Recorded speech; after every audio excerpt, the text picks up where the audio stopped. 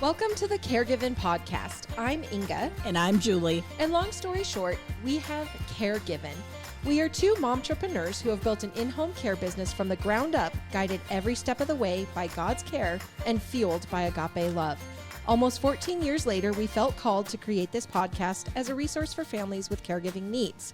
Whether you care for a family member or are looking for advice on professional caregiving, we want this to be a platform to support you.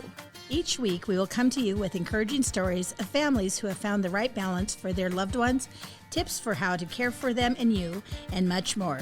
We hope you continue to join us each week as we share in this exciting new journey together.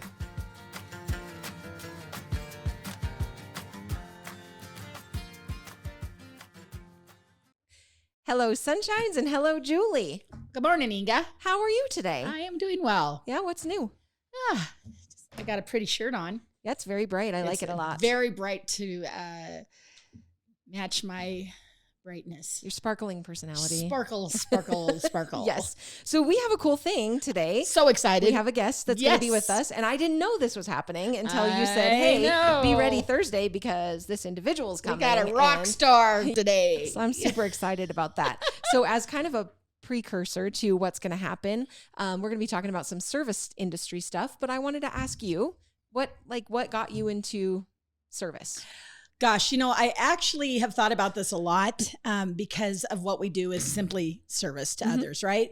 Well, it's all my mother's fault because way back when I was little, out in the country where we lived, about a mile or so down the road, lived our little elderly neighbor, and mother was always picking her up, taking her to town, and for doctor's appointments, occasional groceries, that kind of thing. And then I probably on days that I was driving mom crazy, she'd go, "You need to go check on Mrs. Kruger."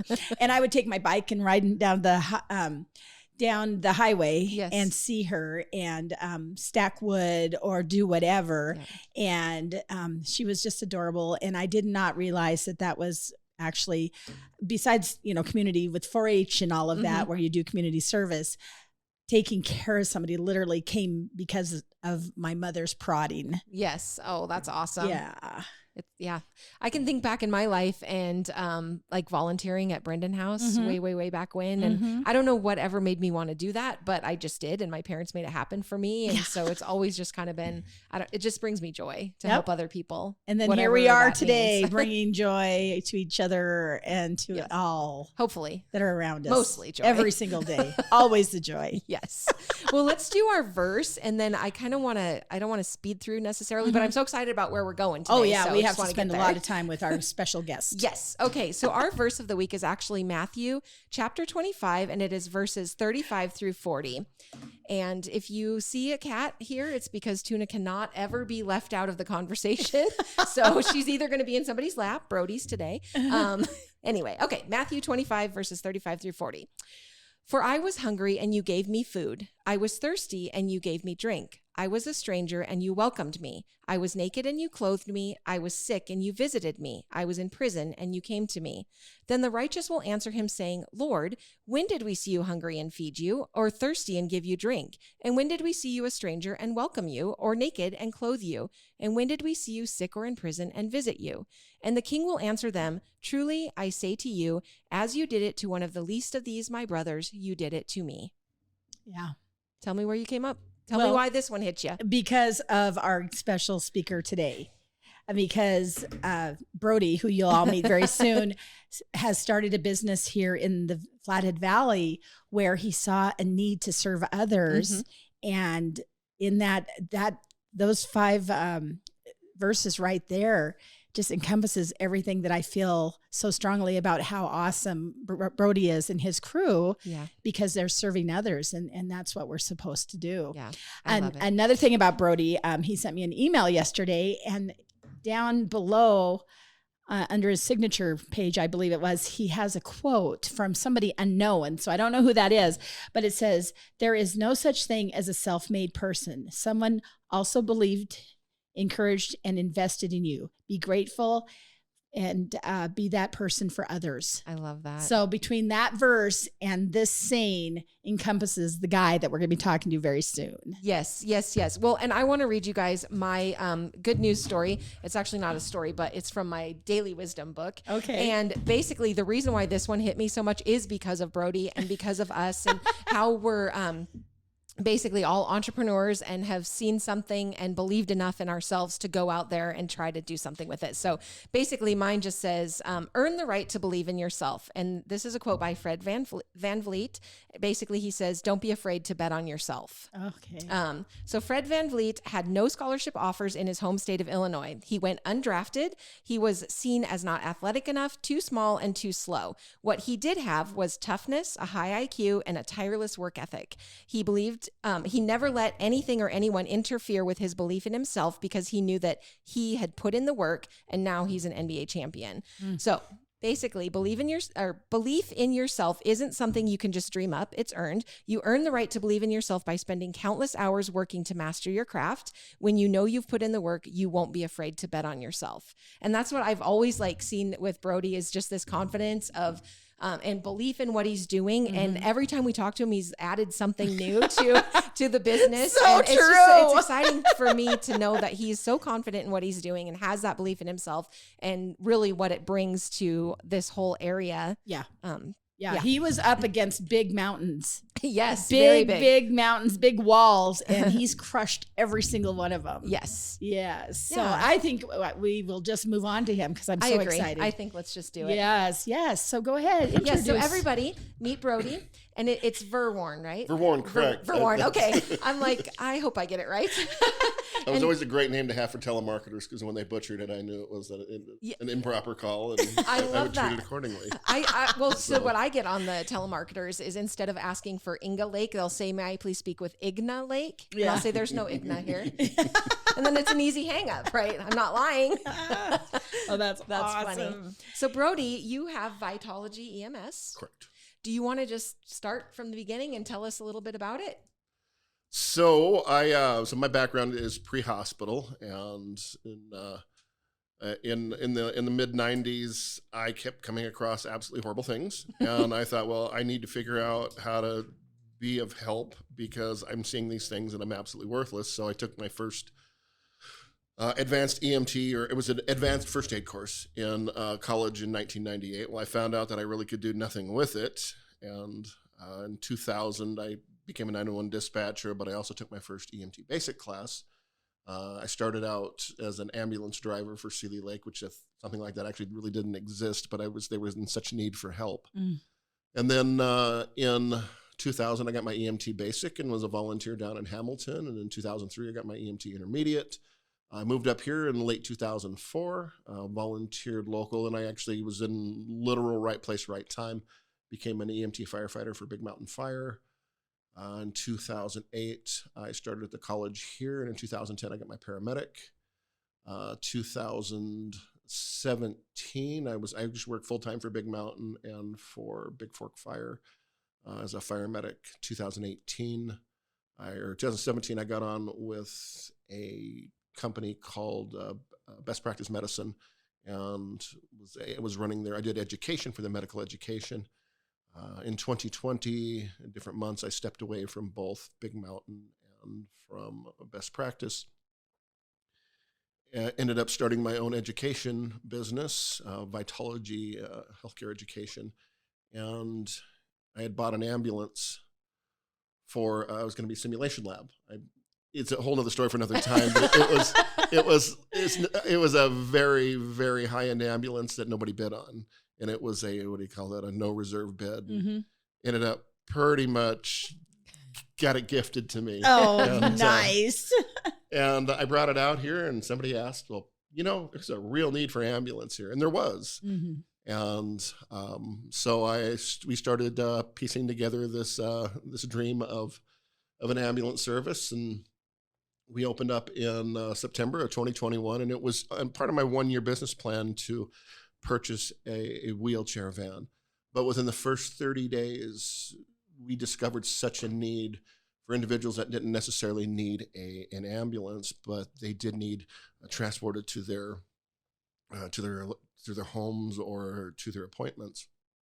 And so we bought a wheelchair van our first month, and it continued to grow from there. And we are just shy of our second anniversary, and we have 4 wheelchair vans. We have 3 SUVs and a car and a truck, and they stay busy. And That is wild to me. We have a station that we just are opening up in Eureka, Montana right now. There's a need up there because we go up into Lincoln County quite often still. I've had people reach out to me and just ask questions. In the state of Montana, got a bunch of grant funding for something called community integrated healthcare, which we ended up diving full on into. And in Montana, there was a handful of programs that did a pilot program in the late 2000 teens. And then Montana wanted to throw a little bit more money at it and say, hey, how do we make this sustainable? And, there was no real textbook to say, this is what CIH should look like. And I was able to actually go to a large conference and spoke with a lot of people of successful, organizers and supervisors of successful CIH programs. There was a saying that came out, it was never so true, as if you've seen one CIH program, you've seen one CIH program. Right. So what the needs are here in Flathead County are different even from what is needed up in Lincoln County, because you're more rural up there. But one of the statistics that jumped out at me that I kind of pondered upon was 3.6 million people this is a study that was put out in 2018. 3.6 million people per year do not make their medical appointments simply because they don't have a ride. And you think about that, you talk about insurances of all types that have invested in a surgery. And one of our very first people lived up in Troy that we commuted back and forth to make sure that she got to her appointments, so that she didn't lose her foot. But it was us going up there and taking her to appointments, a specialist in Missoula, a specialist here, a specialist in Lincoln County. And she did not have the financial nor the personal or family structure that would have accommodated for her. She was a larger lady. She was wheelchair bound. And one of the very first purchases that we did, and we have purchased several more since, is something called a power stair chair. It's a chair you sit in that tracks drop, and that you can sit in and go up and down ramps and up and down stairs. Well, if you are non-weight bearing or you're an amputee, you don't have these things. If you have 6-7 stairs getting into your home, it's a near impossibility. So every one of our vans has one of these. And one of the things also, too, is it's good for 350 pounds, but we also have a larger population, too. So we have purchased a bariatric version of that chair as well. But you wouldn't think that something to get people up and down and in and out of stairs would be such a thing, but that's something we use at least a half a dozen times a week. Wow. To get folks in and out. I love that. And I know that Julie has called you, a handful of times for help in situations. And I love that you're prepared. So it's never like you show up and you're like, okay, we need 15 people. We're going to lift this person and, pray to God we don't hurt our backs. And you are so prepared and so thoughtful about everything that you've done. Every time we talk to you, you have added another piece of equipment to what you have available. It's wild. Well, and a lot of the bariatric patients that we get are as a result of them being dropped or organizations not prepared, or I don't want to use the term fear, but they haven't been properly trained on dealing with bariatric. Yeah. One of the things that I've recently purchased is a bariatric mannequin, because oftentimes when you deal with bariatrics, it's on the job training. And because you don't want to make people uncomfortable, questions aren't asked, or you're not allowed to pause and say, hey, you get a person in this situation or with this, what is something that we do? And those people, oftentimes those questions go by the wayside. They're unanswered. People get pushed out of the way. I purchased this mannequin, and we are offering subsidized training for every organization here in the county, just to say, hey, we can all do better care, and let's train and prepare for it. So the mannequin should be here at the end of the month. You can make it an amputee. It comes into 16 parts. Goodness. You put it together. You can put it together sitting. You can put it together lying down. So say you have a situation where you need to get somebody out of a shower situation or somebody out of a vehicle. You know, we can go to organizations such as yours or any of the assisted living centers here. You know, when they have new equipment for like a Hoyer or something like that. Well, I have seen firsthand how when they go to put the sling on where they're folding necks or the limbs are incorrect.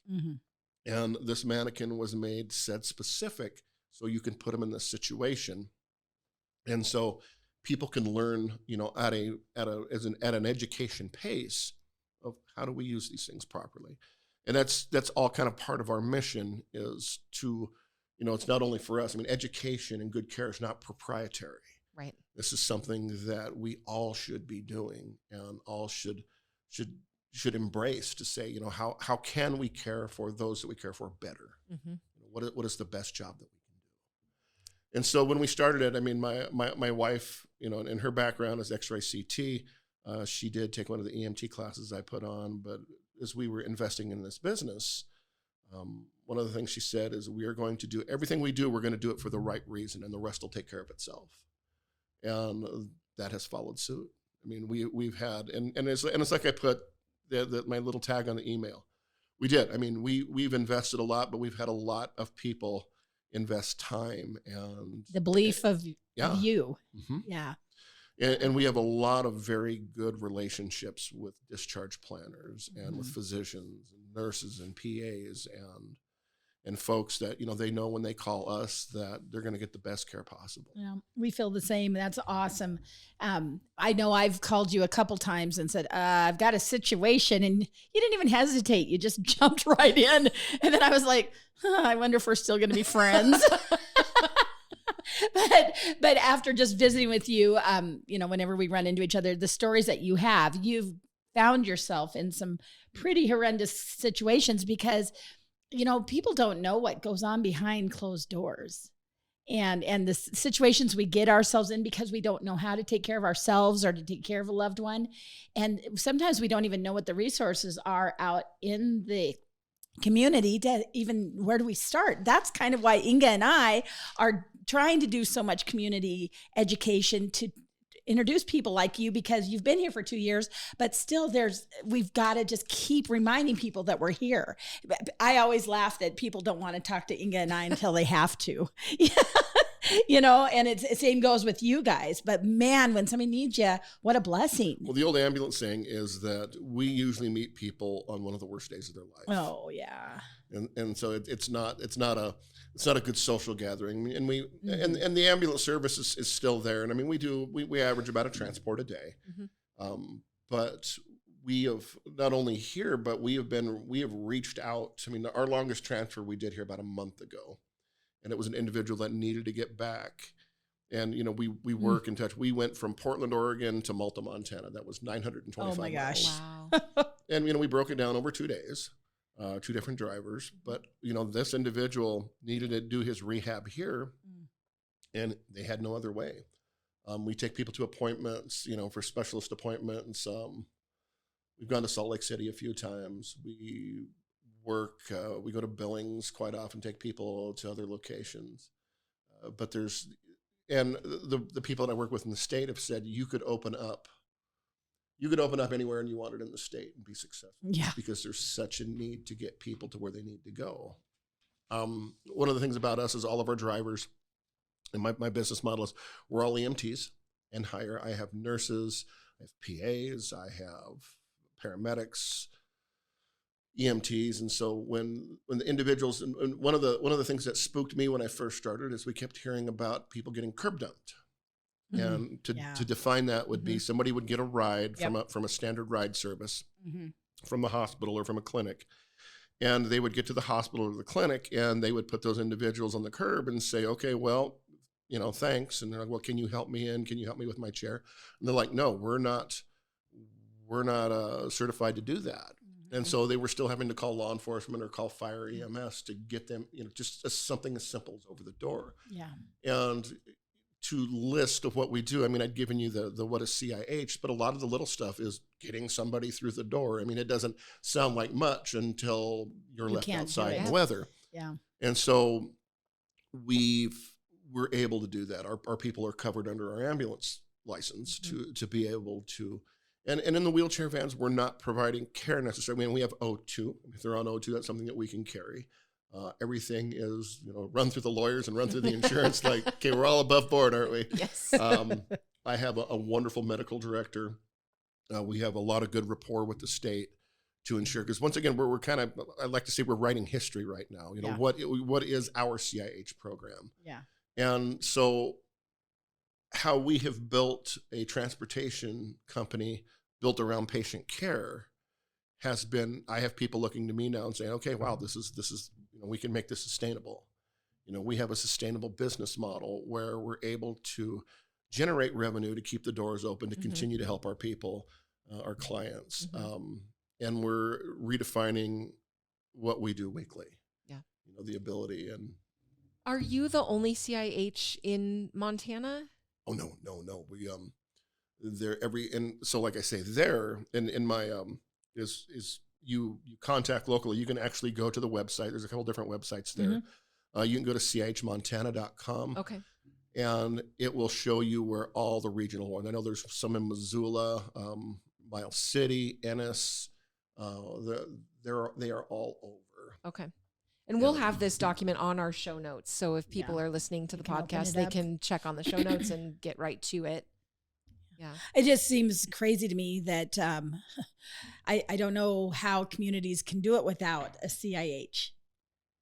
Well, yeah, I mean, it's in the question I'm continually asked is how do people do this? How did all this happen before you were here? Right. And the question is, well, we honestly, when we first opened Bay Home Care, oh my gosh, it was called Rapid Response. Yeah. And we had a program with the hospital where when people were being discharged from the ER, they would call us, and most generally it was me, Julie, or Kevin, or a combination of all three. In the middle of the night, we would go pick people up from the emergency room, take them home, get them settled in. Thank you so much for that. I mean, and what a great answer. But now, I mean, the Flathead has wonderful transportation services. They have the county, and they have like the Logan has one. They have Assist, and there's all these wonderful programs out there. But 8 to 5, maybe 9 to 6. I'm not exactly sure on the hours, but they're limited hours.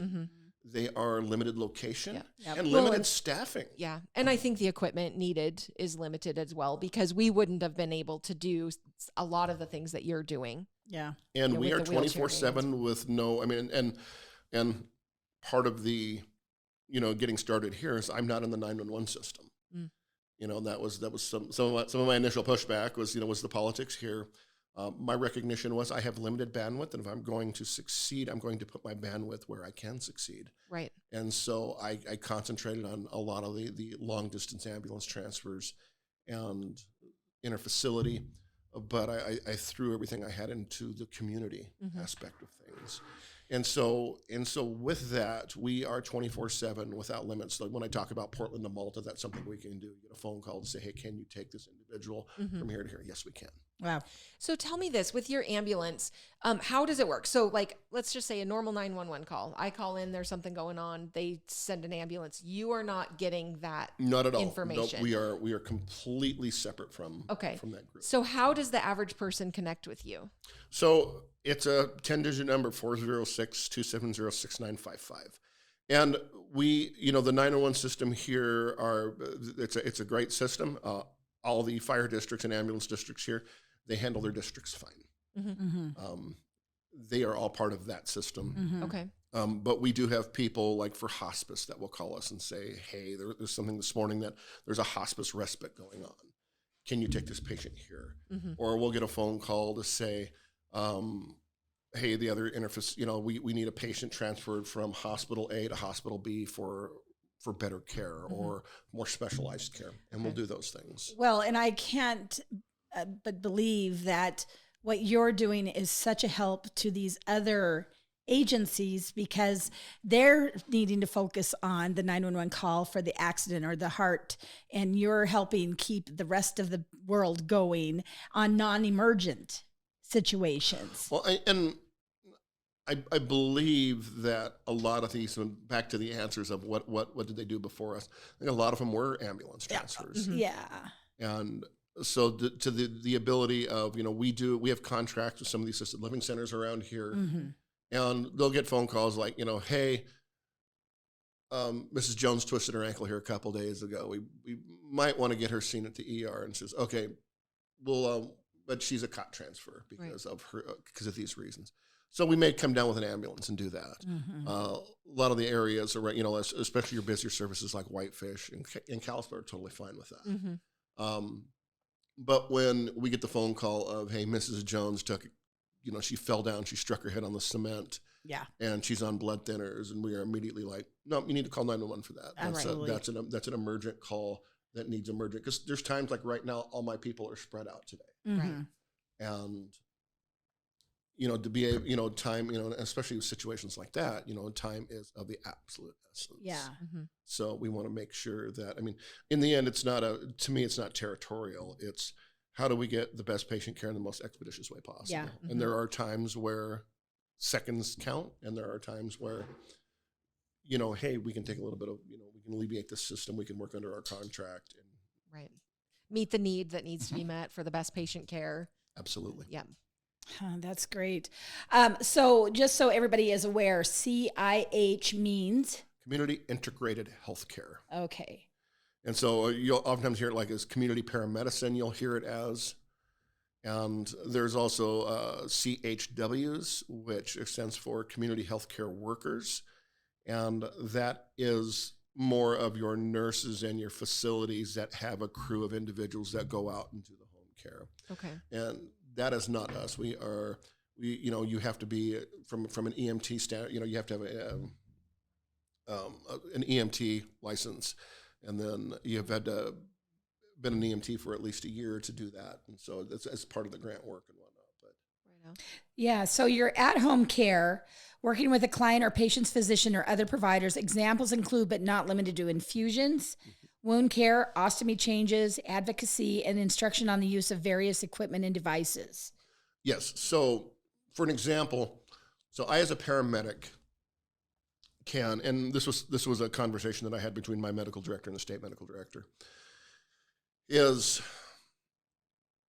I'm not going to show up on a 911 call and say, you look sick, I'm going to hang this, I'm going to hang some vancomycin here. It is working with them to say, hey, Mrs. Smith lives 47 miles up the draw here, or she has a physical ailment, and she needs to come in for these types of infusions. So we speak to them.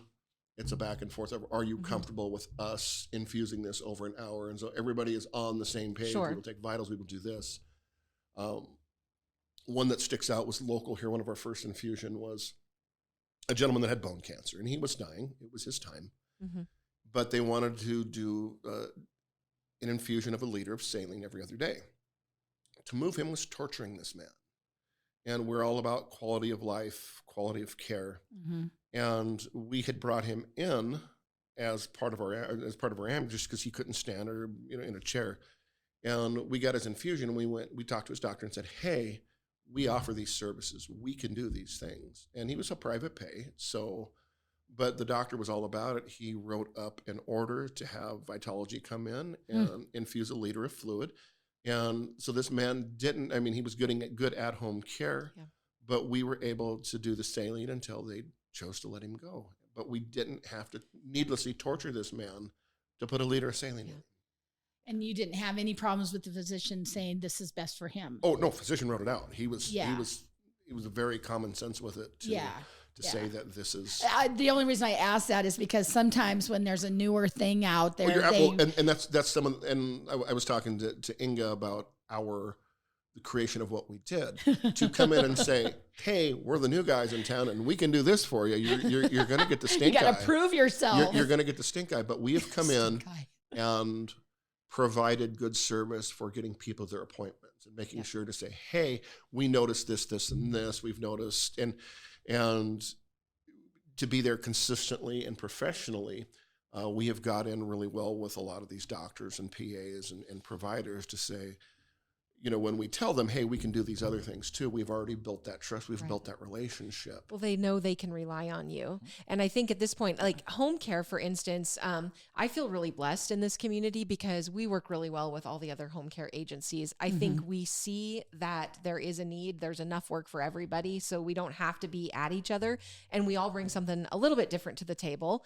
So hopefully the people that you're working with see you as an asset and see the value in that.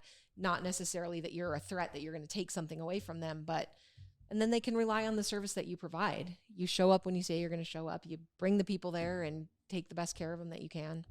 Absolutely. Yeah. It's been good to build these relationships because the more trust that there is, the better care that we can give. Like I talked to you a little bit off camera, we had the individual that out of the goodness of her heart was trying to care for others, yet she was being exploited, for lack of a better term. Right. And we were able to, when we talked to the people and said, hey, this is what we're witnessing, they knew who we were, that we were to be trusted. And there was a lot of action taken early. And a lot of people jumped in, and it turned out to be a bit of a happy ending for all. And I mean, it wasn't in our job description to do animal rescue, but that's what needed to be done. I mean, it turned out to be 23 cats and a dog. But we worked with local animal shelters here, the rescue shelters. We got this woman, we found out actually who her family was, who her powers of attorneys were. It was a lesson for us that we need to start getting this information much more early on before you have medical conditions where a patient cannot speak for themselves. Yeah. And so to start finding out of these are the things we're going to get. If we're going to have this relationship, these are the things we're going to get from you. Yeah. And so just so when the unforeseen happens, we're better prepared for it. Well, I'll tell you what, two things. When the phone rings, we never know what kind of an adventure we're going on. And number two, when you're trying to serve others, it's just amazing how quickly you become integrated into the families. And we all have a story, and some of them are more topsy-turvy than others. And so it can be quite a ride. And I was just thinking, you need to, instead of just Vitalogy EMS, you need to be Vitalogy EMS, 23 cats and 1 dog. So with all of the variable things that you do, can you talk about your payment sources? So we have several, and some of it is conventional, some is unconventional.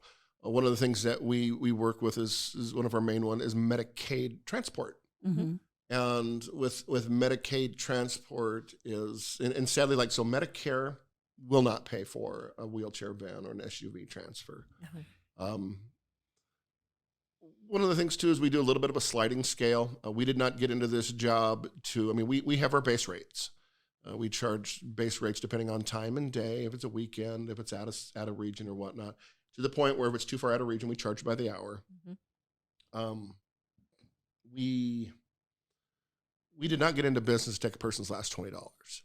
We transported somebody once, and so we asked, we want to stay in business. Sure. We're not. I'm not getting rich on this, but right. We want to be able to. We pay our people fair wages. We want to have good equipment, and there's times that we ask, well, what can you afford? Right. And we've also learned too that if people have a little bit of, this sounds cliche, but if people have skin in the game, they are much more responsive to if they have to cancel their appointments or if something changes that we get a phone call. Yeah. We try not. We try and build those relationships because it's when you travel 30 miles to get somebody and they're like, oh yeah, we canceled. Yeah. And it happens a second time or a third time. We kind of have a bit of a 2-strike policy. And we explain to them, we've turned other people down for this time slot. Yes. Or I had to send somebody out there. We have fuel, we have wear and tear, we have wages, we have all the things. So your laissez-faire, I canceled, that's not a big deal. I didn't call you guys. Oops. Yeah. So we understand life happens. We're 100% okay with that. Right. We try and make people, I mean, even if I can afford $10, or it would have been me paying $10 to do this with my gas, but this is what I can afford. We'll do that sometimes. That's what we try and do. You guys are more than fair. I mean, I'm impressed by you all the time. Mm-hmm. And it's very obvious to us that you did not go into this business to make $1 million, you know what I'm saying? Or to get rich off of it, because like I said before, every time we talk to you, you're telling us about something new that you've invested back into your company so that it's a better thing for the community. And so basically you take, you do Medicaid transport, we do private pay. We do, there's different organizations that have voucher programs. Okay. Yeah. And so for like cancer patients, there's the WINGS program. Some of the places around here have a taxi voucher program. Mm-hmm. Some of the assisted living, there is a certain amount in a person's Medicare that it's paid to the facility as part of the transportation. Oh, okay. I didn't know that. It's not necessarily when we bill facilities, like they need to take them back and forth to an appointment. We send the invoice. It is billed as such. Yep. Interesting. That's good. So, but once again, we do a very fair rate. Mm-hmm. Gas prices aren't doing us any favors, but well, and then just a little, and I say this because he's been a huge savior. We hired a mechanic. And there was 2 fleet management systems here that really tried to do a number on us. Not 1, but 2. And I mean, I am by no way a mechanic, but I know enough when you're trying to do me dirty. Oh. And they tried to do us. They both did. They both tried to do us dirty. When his guy said that's a 3-hour thing, and there's like, I get a call, it's like, no way, it's 8 hours at least. I call a third one, it's like, no, it's a 2.5-hour job. And then another one says, nope, you lost a transmission in your rig. And I'm like, oh, the transmission's only got 60,000 miles on it. I think I lost a coolant line. Nope, it's at least $9,000. Oh, no. And I went, no, I'm going to get a second opinion or third. Well, and that same blown transmission, we have 15,000 miles on. So I figured that the money I would have got, and it charged me $450 to tell me that it was going to be a $9,000 job. So the money that I would have been fleeced, I've reinvested in tools and whatnot into my own business. I have an amazing mechanic. Shout out to PJ that has been such a savior. I mean, because you start realizing right thing to do. You start realizing how much outside wear and tear. So I mean, I've bought, I have a dozen vehicles now. That's a dozen maintenances. So I'm just going to buy barrels of oil. Yeah. I'm going to buy my oil filters in case. I'm going to buy, when you start learning these things. But it literally has saved me tens of thousands of dollars. Once again, that I can pay fair wages with, that I can invest back into my company with. So lesson learned. Yeah. Wow, good for you. Talk to us about your wife and how you guys you always had this vision together to build this out. Well, it's if you were to ask her, this was when she met. This wasn't on the horizon. Our 2 minds came together 7 years ago and said, "Let's build this company." She's X-ray CT tech by trade, and she's always just been my number one fan and always a very ardent supporter of everything I've done. But it was one of those where she was going to kind of let me go with this, and then from the ambulance point of things, and as the CIH started to develop, take shape, and she's always been of, how can I help people? I mean, she's just got the most beautiful heart you could ever imagine. Yeah. And she saw that she could take some of her visions of helping people and put it into this. And so she's, we are very strong together in trying to do this, but her, she's an amazing face for the community healthcare of this. And so. Well, I know that we had probably one of the last jobs that we did with you that Julie was maybe wondering if that was going to be the end of our friendship.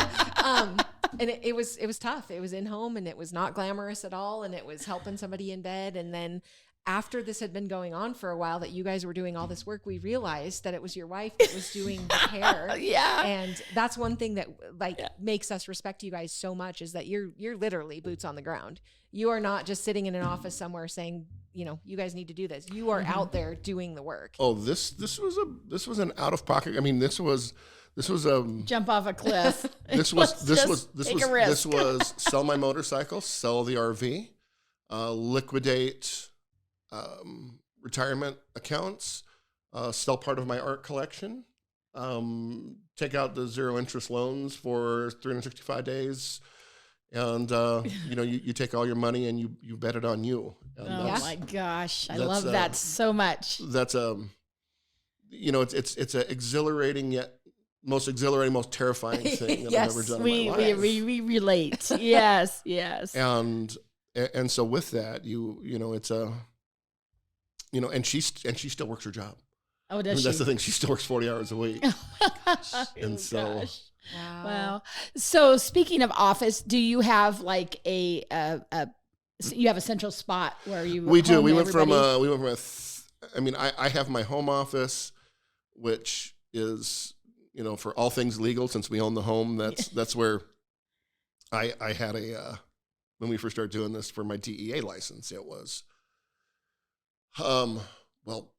that's, we want to know where you're physically at. I said, well, physically at here, but this is where this is where all things should go, all things mail. And guy was just bent on like, well, you need to put that down. I said, well, to be honest with you, I said, I am not a nefarious person, but if nefarious things happen, would you rather have where I live or what I'm renting and could pack up and disappear overnight? And he said, well, you got a good point. So we had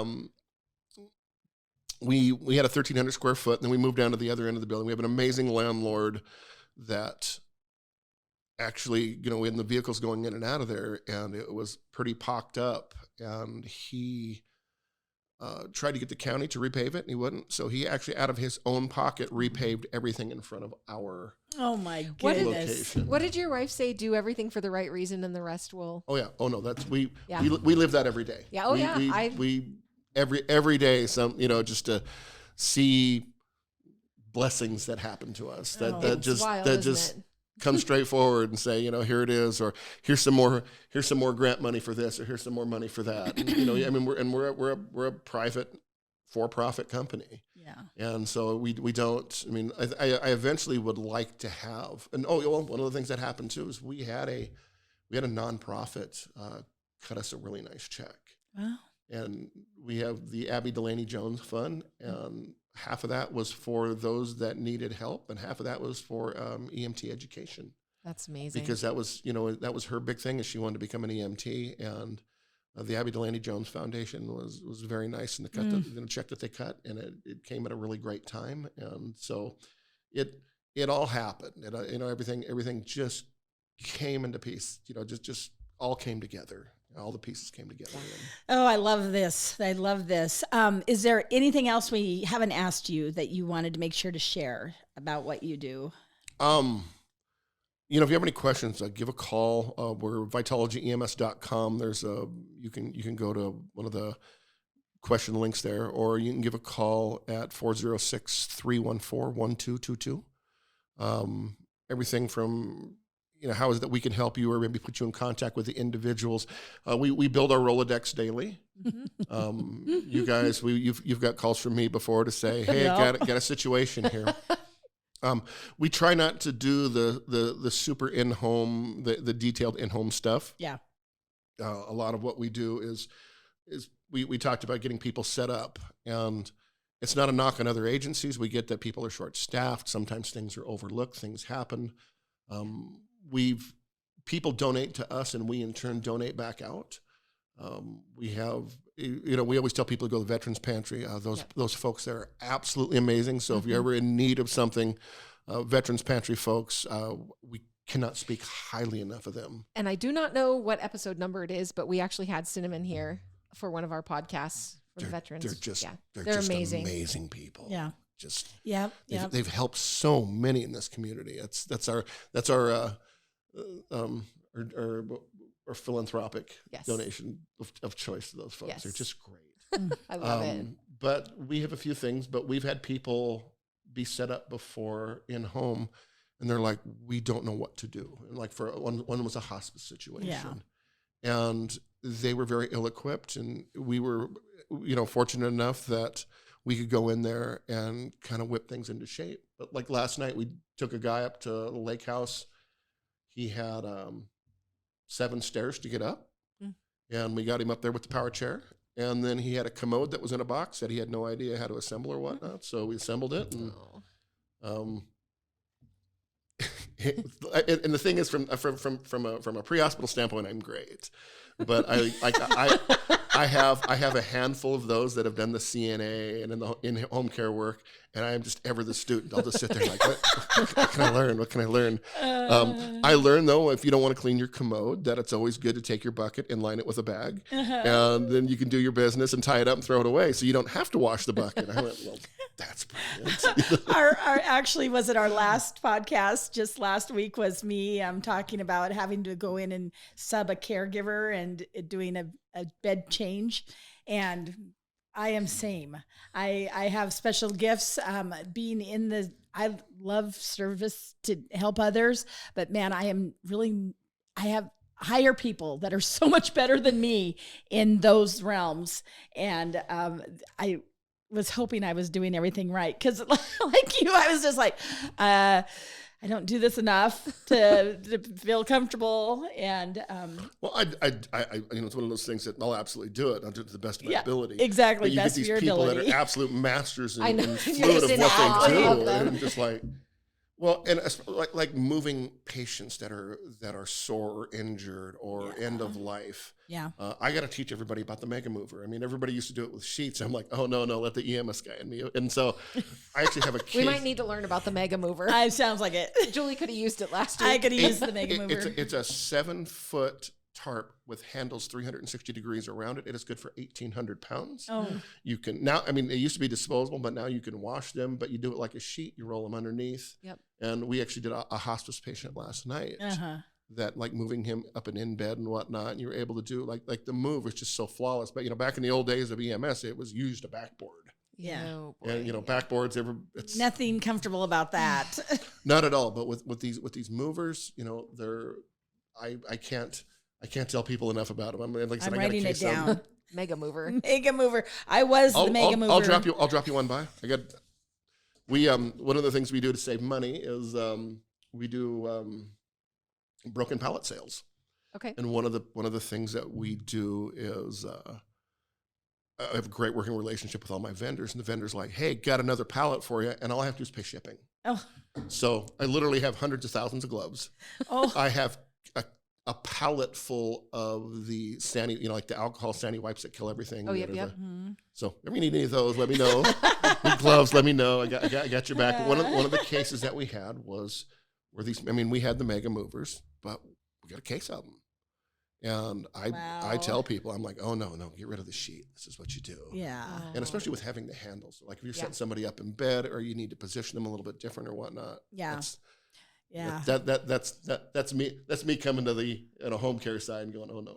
Yes, I love it. Well, like I said earlier, people do not want to talk with any of us until they have to. And so often nobody's prepared for all of a sudden not being able to help themselves or to help a loved one. And they don't know what to do.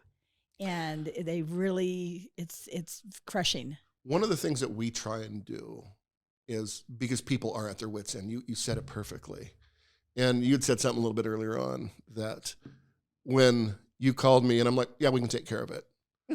And we try and do that for everybody. Yeah. Now we're honest with people. We're unable to. I'm like, hold that thought. Let me see if I can find somebody who can. Yeah, that's exactly what we do. When you are able to instill people the confidence when they are at their wits' end to say, yeah, we got you covered.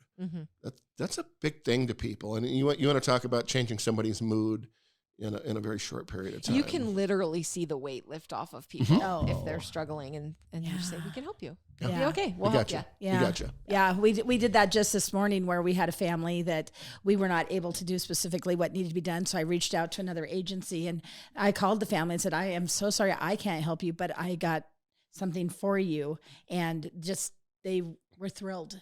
They were just so relieved to know and kind of shocked that we took the extra time to make sure that they were covered, even though it wasn't going to be our situation. But you can't just drop a person, just, That I think is the most hopeless thing when people call and we're, maybe not able to help them for whatever reason.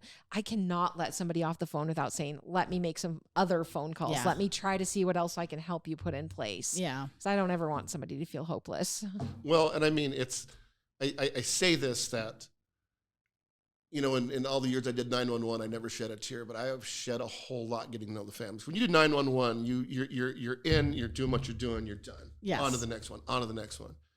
But one of my most favorite calls, and I say this is a favorite because when you're able to help somebody, was we were still really new here, and the whole politics and things was still a pretty hot button topic. And we got a phone call from the hospital saying, "Hey, we have a situation here where it's a hospice, and she needs to go to Helena." And it was in 2021, and the weather was just atrocious. Oh, no. An absolute blizzard out. And I went, without hesitation, "We got it." "What?" "We got you." And so we get to call at 10, and we were on the road by 2. Oh. And it was a woman in a very tragic situation, but she lived at home in Helena, and we were kind of taking turns back and forth of driving. The husband looked at me, and he told me a story. He says, "You guys are the answer to prayer." I looked at him. He says, "You don't understand all the phone calls and everything we made. And then somebody mentioned you guys, and this is all it took was one phone call, and you're like, you got it." Mm-hmm. I'll tell you a situation 2 years ago. He says, my daughter was dying of cancer, and him and his wife had adopted lots of children over the years. Well, this was an adult child and cancer, and her child she wanted to meet her grandbaby. And so her grandbaby was down in Boise. So he drove down with his daughter, and she got to meet the grandbaby, and he said it was really weird that she just kept saying goodbye, goodbye, goodbye. And he said he was some miles out of Boise, and he looked over, and his daughter had died. Oh, good Lord. And he said he pulled over, and he says he was kind of shocked that I knew that she was sick. And he said he'd called up, 911 to say, "Hey, just letting you know my daughter died." And he said a trooper pulled up and yanked her out and started doing CPR. And he was like, no, she was scheduled. And you didn't have the DNR with him. And that's, talk about being prepared and whatnot. And he said it was horrific watching his daughter, lack of a better term. I mean, he was doing his job, but he was abusing a corpse. And another trooper pulled up. He told him the situation. The other trooper got him to stop. And was like, well, since this happened, we still got to take her to the county coroner and whatnot. And he said it was a living hell to go through that. And he said, but I was not going to let my wife die here. I wanted her to die at home, surrounded by loved ones and whatnot. And he said, so I was willing to take her in my car. And if she died on the way, I wasn't going to call anybody. So we were going to do this at home.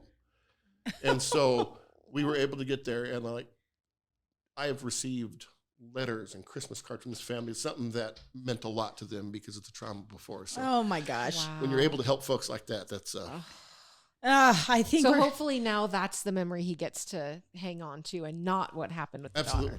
Absolutely. Oh my word! What a blessing. Wow. No, because death with everybody dies, but death with dignity. That's the. Yeah. Man, you're amazing, Brodie. I'm so glad that you're here with us today. Yeah. Thanks for the invite. Yeah, and.